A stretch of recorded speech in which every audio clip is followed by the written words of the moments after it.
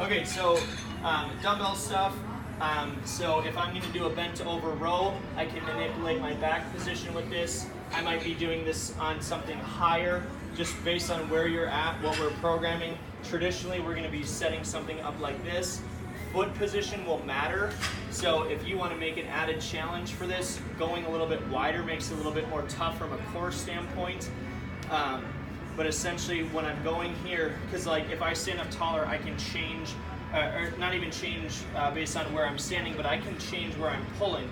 So I could hang this in front of me and pull a little bit more back, or I can let it hang straight below me and pull straight up. With all of these, I'm just paying attention to shoulder blade and here. If I over row, look at how the ball, my humeral head starts rolling in front. So I never want to over row. I want to make sure my scaps stay back, I'm sticking this position, and I have a good control on the way down. If we program something like face pulls, okay, if we're at Hamlin, we have an option of using both of these straps.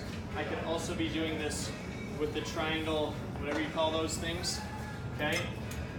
You can do this from a lot of different positions, okay? I can split squat it, I can go feet straight here. All of these positions, I just need to pay attention to. I don't want to overarch, I don't want to round. I just need to find where neutral is.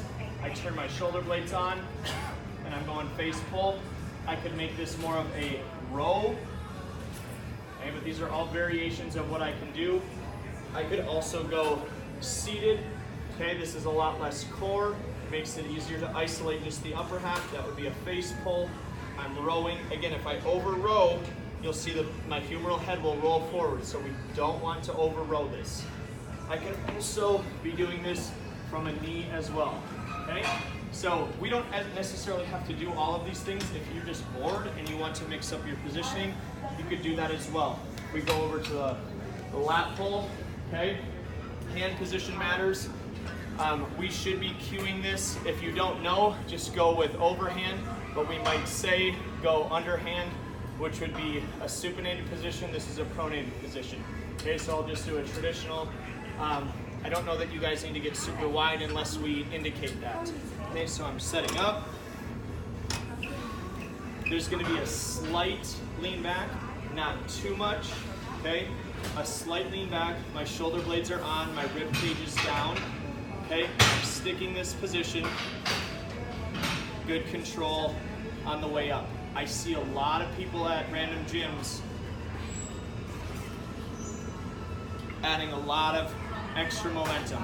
We want to set a position with our spine and isolate what we're trying to work on, which is our scaps and our lats. Last thing, if you're at Hamlin, we also have T-bar row. Okay, I'm not going to weight this, okay? But again, same options. This is going to be more of a setup like a deadlift or maybe like a clean position, but nothing changes. I need to know where my shoulder blades are. Notice my elbows didn't do anything. Shoulder blades started, shoulder blades stay on. I disengage my shoulder blades. So knowing where this is really critical. Okay, so those are most of the variations that we'll show you with pulling.